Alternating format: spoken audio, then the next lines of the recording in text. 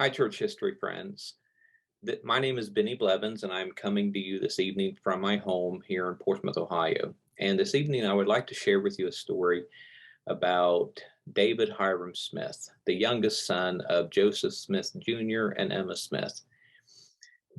David was known for being a very sensitive, um, compassionate, and likable young man. He was known for having thousands of friends. He was a phenomenal poet, hymn writer, and also a painter. But his life was also marred with tragedy. His mother, Emma, was pregnant with David when her son, Joseph Smith Jr., was assassinated. So David never knew his father, and that was a loss that David carried with him throughout his life. David also, throughout his life, suffered from mental illness. And unfortunately, sadly, his family was forced to admit him to an asylum in 1877.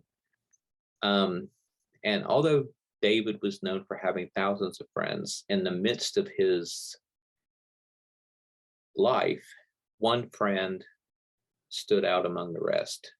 And that was his friendship with uh, a Danish immigrant named Charley Jensen.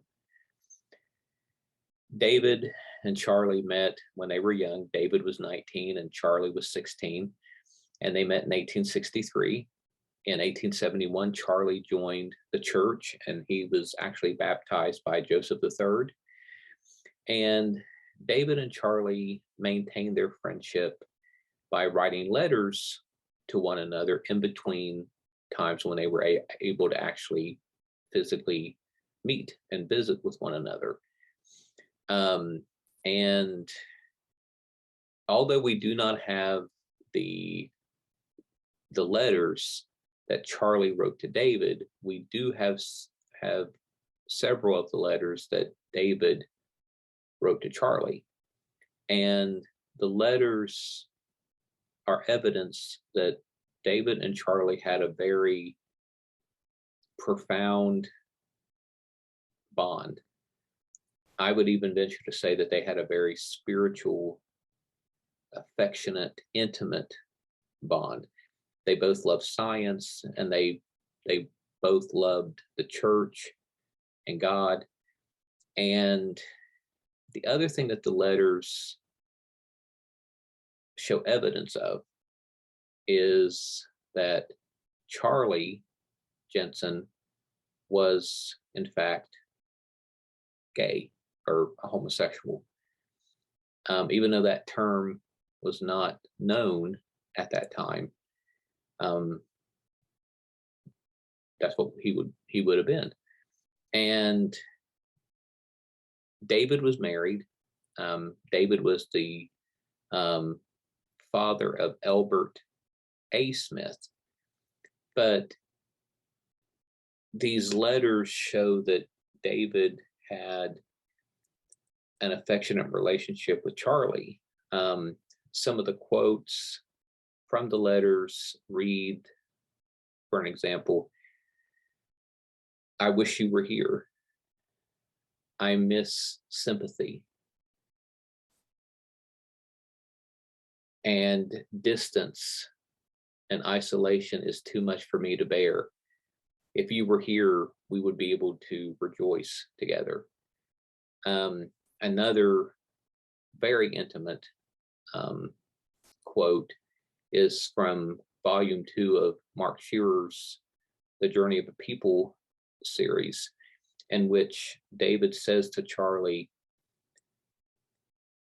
if I can quote it for you, I apologize. He says, "You need some strong-minded electrical male friend from whom to gain by contact and conversation, hence your attraction to me, but don't confine too deeply in any human, but be your own noble man." And Charley never married. And David, in his letters, encouraged Charley to marry. In fact, David even encouraged Charley to join the ministry, but Charley felt that he was unworthy. Now, all this sounds very sad, but the letters and the evidence indicate that Charley did demonstrate a lot of affection for David. In fact, when David was institutionalized, several years later, Charley was able to convince the family to have David released into his care. But unfortunately, and Charley cared for David for quite some time, but unfortunately, he had to have David returned to the asylum.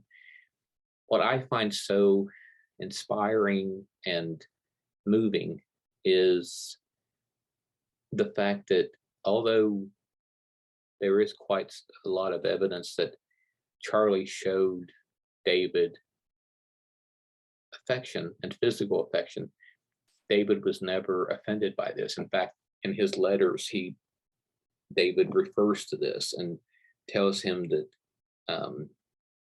encourages him and shows him affection and compassion and love and friendship.